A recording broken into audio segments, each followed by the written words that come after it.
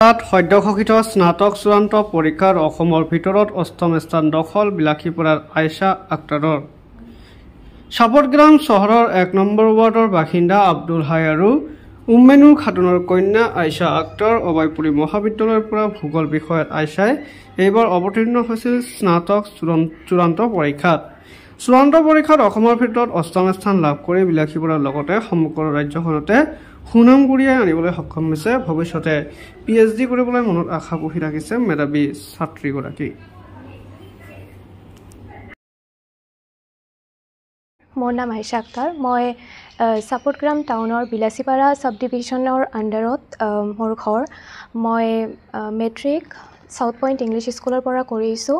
78% পাইছোঁ। তাতে মোৰ 3খন পেপাৰত মোৰ লেটাৰ আছে। তাৰপিছত মই কেন্দ্ৰীয় বিদ্যালয় পাণবাৰীৰ পৰা HS পাছ কৰিলোঁ। তাতে মই 88% পালোঁ।